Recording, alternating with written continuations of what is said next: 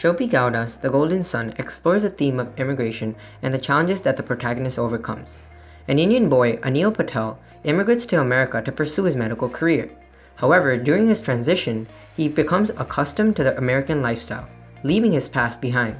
He values the freedom which he never had back home, but he is also unable to forget his Indian culture, which is why he has to make a tough decision for his future.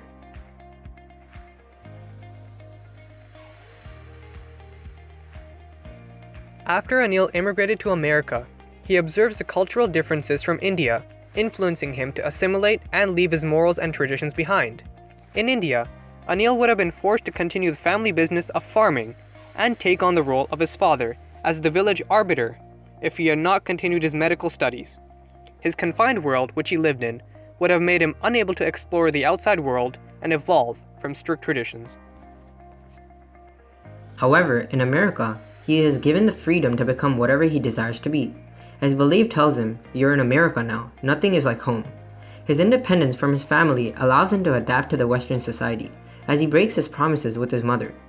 He develops an interest for drinking alcohol and has sexual relationships with American women, all of which his mother strictly warned him not to do.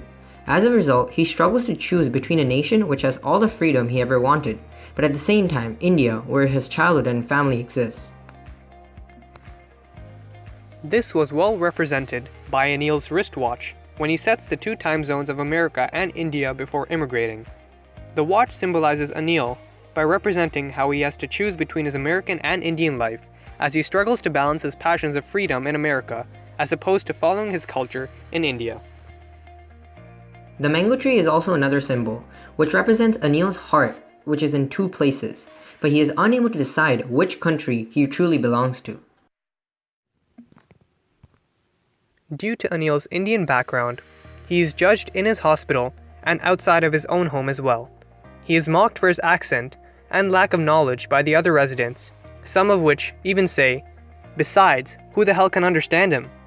Anil and his friends are also severely beaten up by two white American men and teased with stereotypes such as Towelhead and Osama. They also mention to Amber, Anil's girlfriend, "This is your boyfriend? An effing Towelhead?" This shows the dominance of the Caucasian race and that immigrants will be looked down upon compared to their American counterparts. The caste system also plays a big role in Leena's life.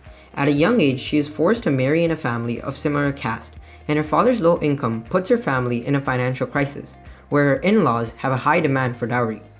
Leena complains, "How can they possibly come up with another 500 rupees? Impossible." Her parents' financial struggle shows that Leena is from a lower class family and proves how money is the leading factor for power. The book In the Skin of a Lion covers many similar themes such as immigration, a social caste system, and the dehumanization and lack of recognition given to the lower class. The story follows the progression of the construction of the Bloor Street Viaduct, a project that is worked on by many immigrants, yet there is a lack of credit given to them due to their low social class. They are often taken advantage of and treated poorly, leading to them feeling dehumanized. For immigrants, lack of communication and understanding of laws leads to a predicament. Either they must follow all instructions given to them by locals, or fail to comply and risk losing even the small things they have. When meeting Alice and her daughter Hannah, Patrick is pulled out of his depression and is helped settle in the immigrant community. Shortly after, Alice dies in an accident.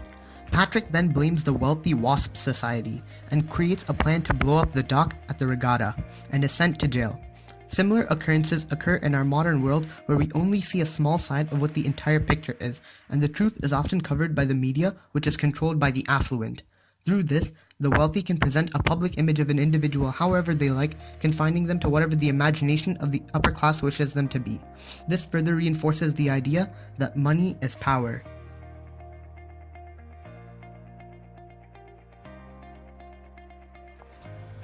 In the novel, managers of the project keep a tight leash on the freedoms of their workers. They also pay them as little as possible to maximize the revenue of the project, cut costs, and prevent the workers from moving up in the social class.